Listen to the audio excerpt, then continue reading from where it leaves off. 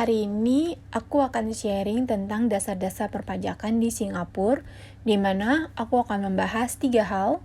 Yang pertama, definisi perusahaan di Singapura, lalu yang kedua, tarif pajak, year of assessment, dan basis period, dan yang ketiga, kewajiban pajak tahunan di Singapura dan batas waktu untuk penyampaian ECI dan Form C.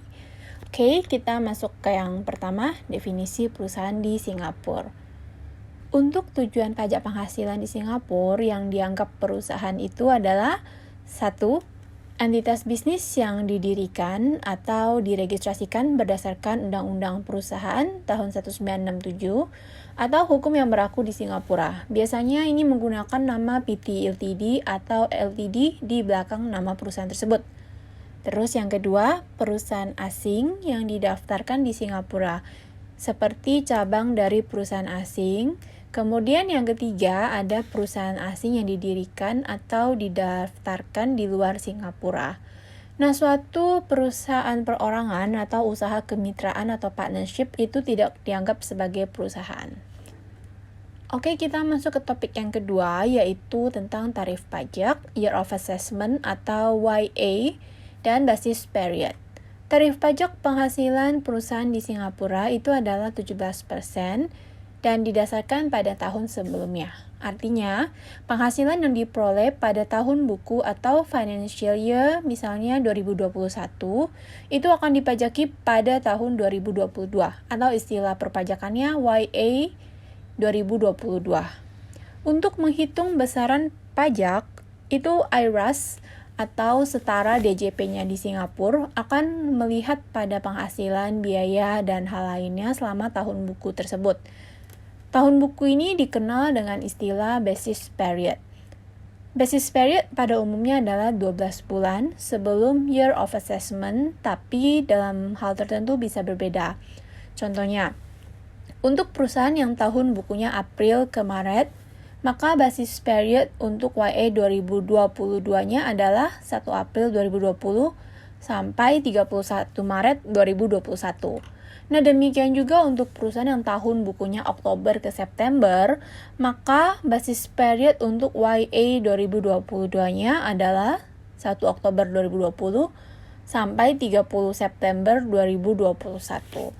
Pokoknya diingat aja kalau YA 2022 berarti mundur 1, berarti untuk periode yang berakhir di tahunnya 2021 gitu.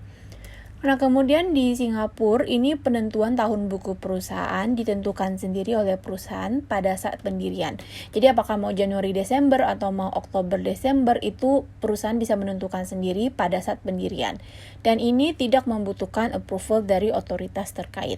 Tetapi jika setelah pendirian ingin mengubah tahun bukunya, maka mereka perusahaan itu perlu memperbaharui atau update ke Accounting and Corporate Regulatory Authority atau ACRA pada BIS file perusahaan, yang mana prosesnya itu dilakukan melalui layanan digital.